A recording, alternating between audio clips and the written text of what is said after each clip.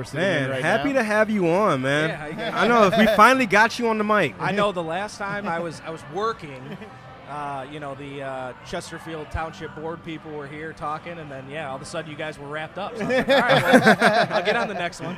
Dude, it's crazy, man. First of all, I want to congratulate you guys on a year of being open. Like, that is, for people that don't know how it is to start a restaurant, a brewery, anything of that nature, it is not easy, and it takes tons of being here. One thing I do love too, always living here, that you guys run a 5-barrel system as well, so people have to come into the tap room to get this, and that's kind of dope actually. But the tap room is huge, so it works out. Yes. So I mean, I really love what you guys are doing. I'm happy to be, in the position I am to work with you guys on stuff like this too. I know Neil is as well. I know Eric is as well. So, yeah, man, thank you. What a crazy year it was. I mean, obviously, somebody was in here just a week ago, and they were like, well, was it fast or was it slow? And I was like, both. I mean, I don't really have a good answer for it. It's like it was fast in the way that you're like, wow, it's already been a year. But like you said, like the amount of hours, the amount of time you spend here, and especially like I know Devin even more so, you hear brewing like being alone. Like when you're in here by yourself, it's like it's a weird feeling. You're just like, I like people being in here because then it's not just you sitting here and I know he's jamming out or whatever, and I'm doing the same thing. But when you're here and the tap room's full and it's bumping, it's a cool thing to see. So I never asked you this. So what got you in the idea of making this brewery, man? Well, I think a lot of it goes back. I mean, Devin and I talked about brewing beer for years before we actually started it. So I mean, it was like probably 2-3 years. We were like, we should brew beer. We should brew beer. And then finally one day we were like, let's just go to the store, buy all the stuff, and just do it. Because if we don't, we're just going to keep talking about it and never actually do it. But I mean, even going back to college, like I was always, in that mindset of like, I want to be an entrepreneur. I want to start my own business. But like, what do I want to do? So even like my brother now, who's 15, he's like, I want to be an entrepreneur. And I said the same thing. But until you know what you actually want to do, it's just a thing that you say. Everybody has ideas. Not a lot of people have executions at the end of the day. God, so bro. I mean, that comes like starting this podcast, for instance. Like the first thing I ever executed as like a real thing. Exactly. That's the whole thing. So. Yeah, I mean, then once we started brewing beer, it was like, I mean, we've been drinking beer for years. We love craft beer, and the idea of, starting and running my own business was something that I wanted to do. And obviously, having Devin as a friend for a long time, it was something that just made sense. Yeah. That's what's up, man. What's really impressive about it, too, is, and this is only our third time out at the spot, but every single time we've been here, it's fucking packed. Yeah. Packed. Yeah, every single time. Like I took a little crowd shot for the Instagram earlier, and I'm like, man, this is massive. I love the fact that you guys have a huge tap room. It is, and it was funny because like we were even talking about having the tap room even bigger in like our initial thoughts and plans. And then I was like, Devin, I think you're going to want the extra room in the back. Make that in a 5-year plan. Yeah, because we were, we were like, well, I mean, having a big tap room was something that we always wanted, and obviously having as much space as we do, it makes sense. And it's nice because then like you said, it's something where you can only get the beer here. So we want you to come in and try it, and we have the ability to serve you. You're not going to be waiting for an hour to get a table. That's what's up, man. Yeah, I really like that. And speaking of the beer that we can try here, let's get into it, man. Explain to us what you got over Sour Magazine Day. What we got? Sour Magazine Day. So we got a lovely little array of reds, obviously. So Something Sour, we've got Volume 2, Volume 3, Volume 4, and Volume 5. That's for the camera folks over there. And then Shawnee Cakes was hanging out somewhere back there. I got it right here. You got that one, okay. Yeah, so a lot of those were birthed. I mean, Something Sour has been this idea that we've done since we homebrewed. So every new recipe is a new volume, and then every batch after that is how many times he brews the beer. So with Something Sour Volume 2, that was something that we actually had as a beta test probably about a month ago, and it went in like the fastest that we've ever had it. I mean, it was just over 1 day of having it on, and it was gone. So, he knew, he was like, I gotta bring that one back. So basically that's the idea. So Volume 3, 4, and 5 are all new this time, and just something that, a little play off of different flavors and just trying to see what we can do. All right, well, which one do you think we should start off with to try out here on the pod? I mean, we can go Shawnee Cakes. We got it right there. Shawnee Cakes. So tell us a little bit about what Shawnee Cakes is all about. So for Shawnee cakes, we've got the maple, vanilla, and I'm gonna blank on this, so I'm gonna pull it up so that I don't. Just something I noticed just by passing it over my shoulder is you can smell like a smokiness to it almost. Yeah, triple blackberry maple banana. Okay. Okay. So that's the Shawnee cakes, and that one is a completely new recipe, something he's never done before. Okay. Yeah. And then as we kind of go through the other ones, so we've got, obviously, so the volume 2 that we've done the second time, so that one is strawberries and golden Oreos. Okay, that's what I got in my my sipper right here, too. I had that one already. That's good. Yeah, that one's a good one. That was solid. That's delicious. And then, so we've got volume 3, so that one is the, volume, he got these messed up here. So volume 3, he's got the triple blueberry and peanut butter. Oh my God, that sounds delicious. Okay. With the 4, he's got the rock and rye, the cherry vanilla. That one was really, of the 3 smaller batches that we did, that one was by far my favorite. And then the last one's raspberry and cheesecake. Okay. Oh man, that last one I'm excited for. By the way, just really completely random, but still not quite off topic. I didn't notice until just now that your guys' penguin was like the mascot of the brewery. I mean, it makes sense for Arctic Circle.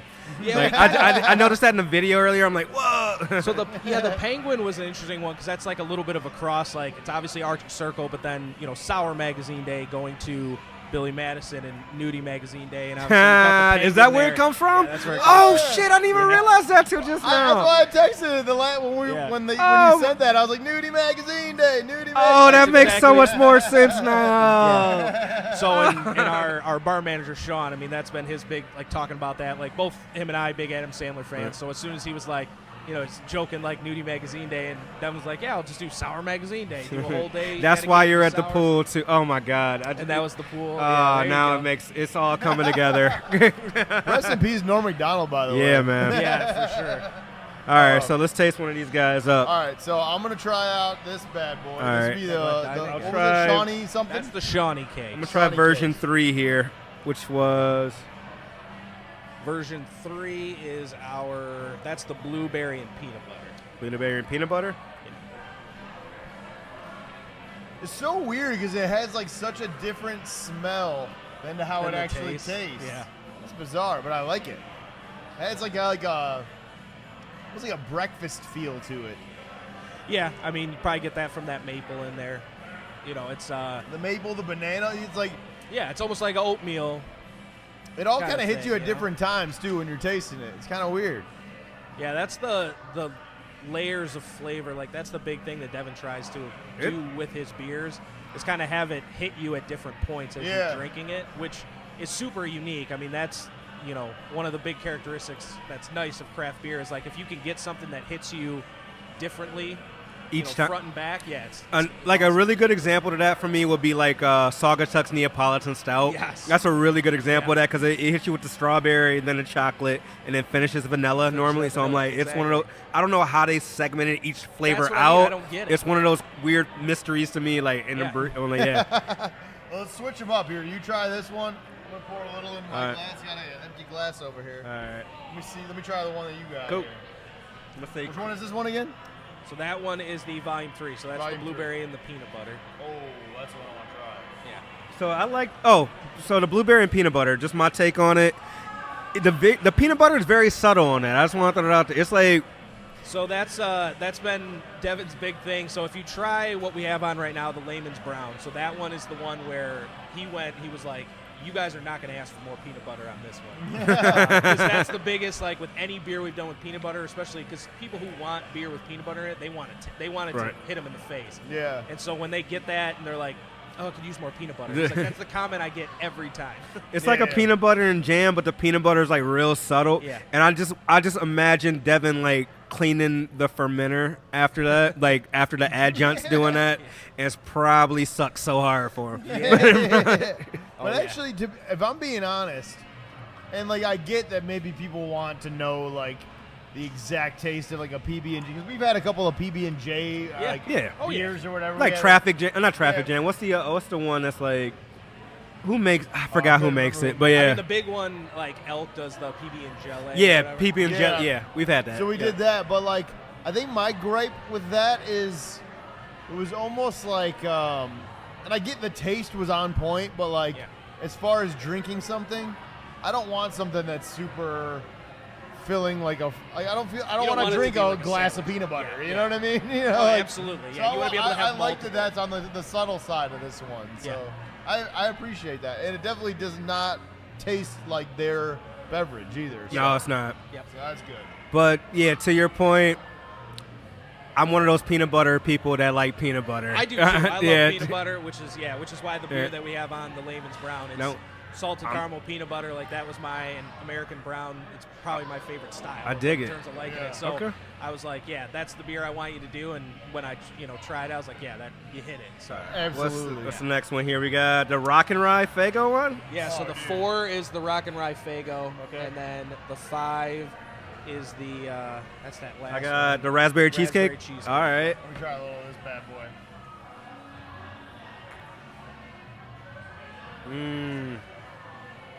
That definitely tastes like Rock and Rye Faygo. I was like, that one is. That definitely tastes like. So it reminds me almost like a cherry Coke, like almost in a way.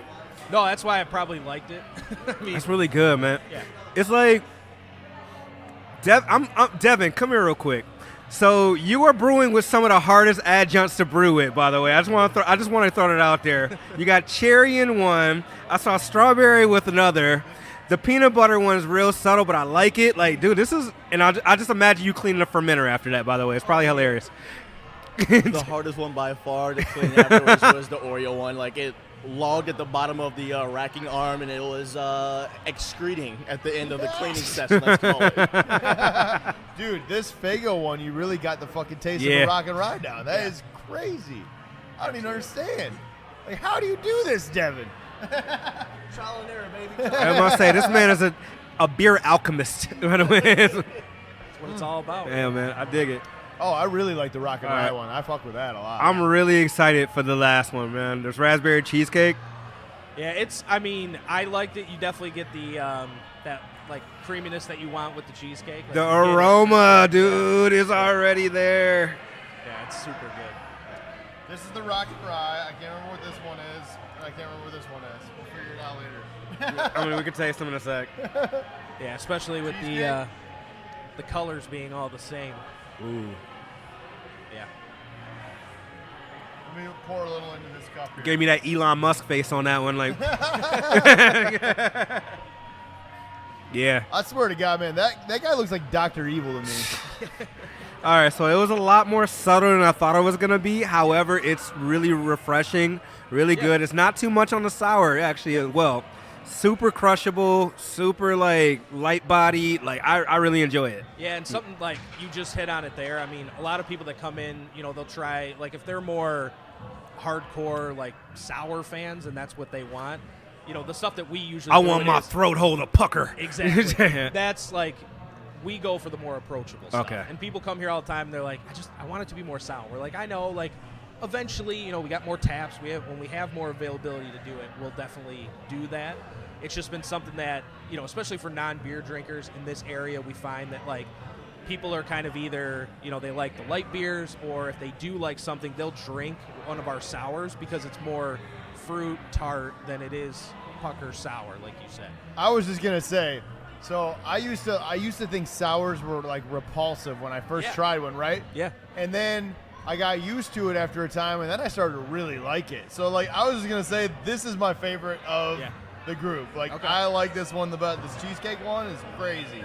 I love it. I think, it's to be very honest tart, with you, and I love that about I it. really like the strawberry and golden Oreos a lot. I love that one. Yeah. That one is delicious too. I did have that one before the podcast. I had a feeling Devin knew me, and that's why I got a pint of it ahead of time. But I'm like, He's like, he's gonna like this one. Yeah, absolutely.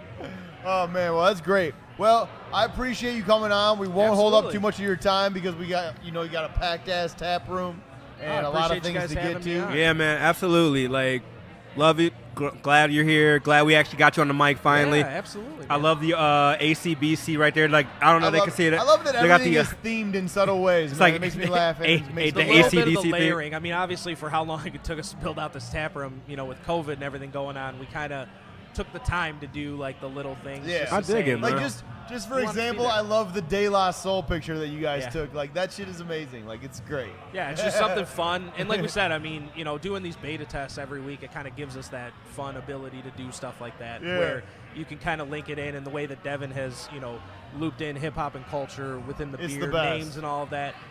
It just helps to give us that identity that we want to go for. I agree, man. It makes it a lot of fun. Yeah. Cool. I don't think. Yeah, anything else? No, I don't. Anything else you want to say? Anything you want to plug? Anything I want to plug? I mean, when are you guys coming back again for some more music trivia? I mean, that's next month, man. I think next month. Yeah, man, it really went well. Man, you should have been here for that, by the way, man. Yeah, I know. I was out of town at an event, so I was like, I wanted to be there, and I'm like, man, I got to get to this next one. It was fun. So, we had a great time. Yeah, it was fun. Shout out to the crowd. They loved us, then hated us, then loved us again. It was great. It was definitely all we heard was good things. So yeah, definitely got to get you. I'm glad to hear that, man. That's great. Yeah. Well, anyways, thanks for coming on. We will be back for you guys in a second. In the meantime, I'm going to play you guys a little bit of this brand new song out of Danger Mouse, Black Thought, and Michael Kiwanuka. And in the meantime, I'm going to sip on the strawberry and Gordon Oreo. Goddamn. Cheers, guys. Thanks for coming, man. Yeah.